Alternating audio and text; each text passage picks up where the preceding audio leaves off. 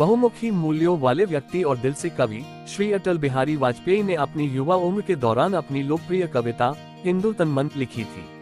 पंकज त्रिपाठी अभिनीत मैं अटल हूँ में कविता को एक उच्च प्रस्तुति मिली है।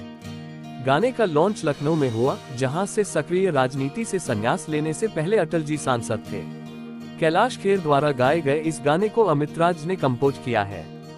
बॉलीवुड के जाने माने एक्टर पंकज त्रिपाठी अपनी इस फिल्म मैं अटल हूँ के प्रमोशन में जुटे हुए हैं और गाने के लॉन्च के लिए एक्टर पंकज त्रिपाठी, डायरेक्टर रवि जाधव व producer Vinod Bhanushali movie max Alambagh में उपस्थित थे। पढ़ी थी, जो स्क्रिप्ट लिख के मिली गई थी वो, फिर अटल जी के जीवन से संबंधित किताबें, सूचनाएं, भाषण, जो रिपोर्टिंग्स, लेख, उनके द्वारा लिखे हुए लेख, वो सब पढ़ा था और पढ़ लिख के। प्रेशर था कि बहुत एक्साइटमेंट? मैं क्या बोलूँ, मुझे हर आदमी प्रेशर का सवाल पूछता है। मैं प्रेशर वाला व्यक्ति नहीं हूँ, क्योंकि प्रेशर एक इंटरनल होता है। अभिनय एक ऐसी चीज़ है जो हमें मालूम नहीं होता है कैसे करेंगे, क्या करेंगे, बट उस प्रेशर को हम लोग बोलते हैं वो रचनात्मकता की दौर है।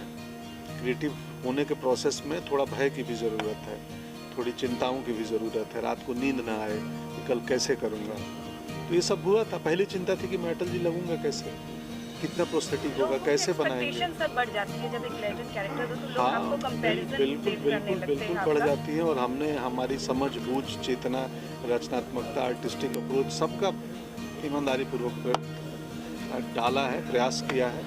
बाकी 19 जनवरी को फिल्म मैं अटल हूँ आप सबों के सामने होगी, आप देखें और निर्णय करें, और आप सभी का स्वागत है। सर, इस वक्त में हिंदुत्व को किस तरीके से आपने डिफाइन किया है, और पर्सनल व्यू अगर आपका क्या है, हिंदुत्व को किस तरीके से डिफाइन करेंगे आप? नहीं, मेरा पर्सनल व्यू कुछ नहीं है। इस फिल्म में जो अटल जी के पॉइंट ऑफ व्यू से कहानी कही गई है, और जो एक पुस्तक है, महाराष्ट्र के लेखक हैं, नाम हो गया, सारंग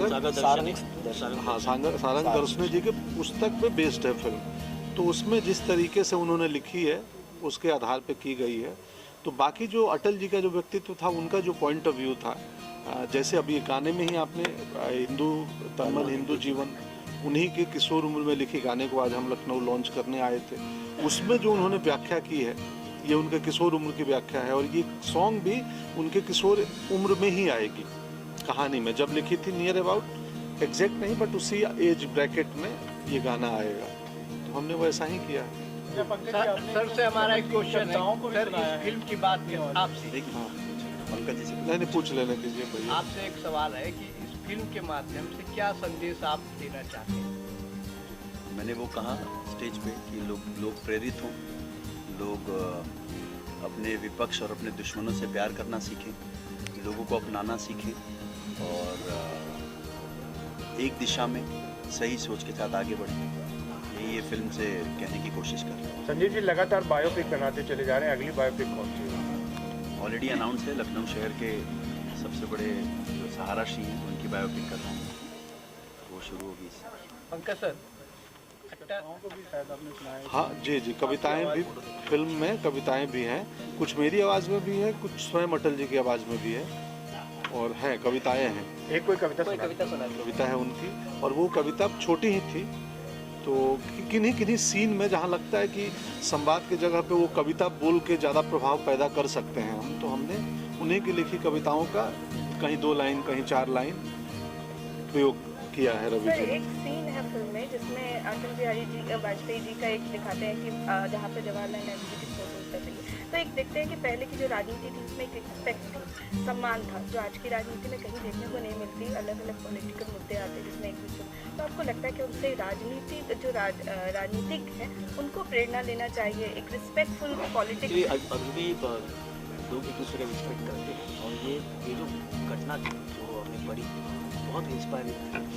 ऐसे जब पहली बार वो बने विश्वमंत्री तब उन्होंने वो किया था संसद के अंदर, और मुझे लगता है कि बेसिकली नॉट ओनली पॉलिटिक्स में नहीं, हर फील्ड में ये होना चाहिए कि हमारे जो भी कॉम्पिटिटर्स हैं उनका रिस्पेक्ट करना चाहिए।